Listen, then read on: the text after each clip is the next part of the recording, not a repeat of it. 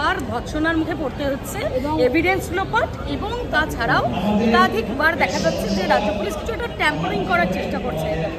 এবং এই অভিযোগটা প্রথম দিন থেকে উঠছে। এর আগে হাইকোর্টও বলেছে, সুপ্রিম কোর্ট আগের দিনে বলেছে, আজকে আবার বলেছে। কিন্তু আমাদের প্রশ্নটা হচ্ছে, খালি কি প্রশ্নগুলোই উঠবে নাকি এর কোনো উত্তর আমরা পাবো? বারবার করে এই প্রশ্নটা করা হচ্ছে। আদালত এই প্রশ্ন করছে যে কেন সন্দীপ ঘোষকে সে যখন পদত্যাগ করতে বাধ্য হলো কয়েক ঘন্টার মধ্যে তাকে ফিরিয়ে আনা হলো, তার কোনো উত্তর দিচ্ছে না গভর্নমেন্ট। এমনকি গতকাল ন্যাশনাল থেকে সরানোর পরে তাকে আবার স্বাস্থ্য ভবনে স্পেশাল অফিসার করে রাখা হয়েছে।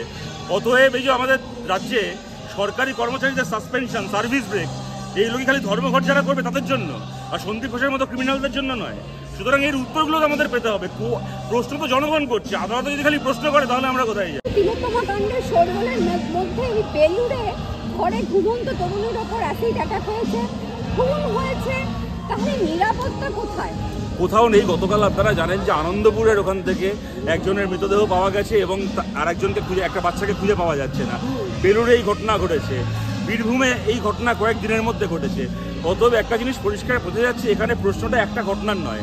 সুপ্রিম কোর্ট সিআইএসএফ এর পোস্টিং করেছেন আরজি করে, কিন্তু মহিলাদের ওপর আক্রমণ তো শুধুমাত্র আরজি করে হয় তা তো নয়।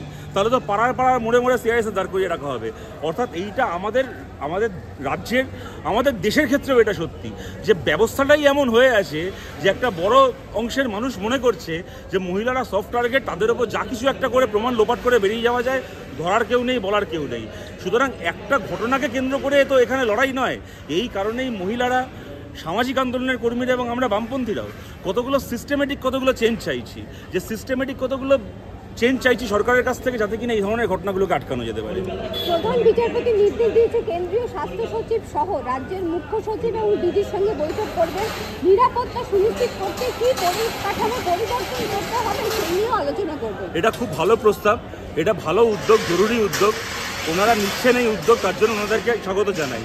কিন্তু যে কথাটা বারবার বলছি যে শুধুমাত্র হাসপাতালে কর্মরত যে মহিলা ডাক্তার কি হেলথ স্টাফ রয়েছেন তাদের নিরাপত্তা তো 100বার নিশ্চিত করতে হবে, কিন্তু হাসপাতালে কর্মরতর বাইরেও যে অসংখ্য মহিলা আছেন আমাদের সমাজে, তাদের প্রত্যেকের নিরাপত্তা নিশ্চিত করতে হবে। অতএব প্রশ্নটা শুধুমাত্র এখানে স্বাস্থ্য দপ্তরের প্রশ্ন না, প্রশ্নটা আমাদের সমাজের, আমাদের দেশের প্রশ্ন।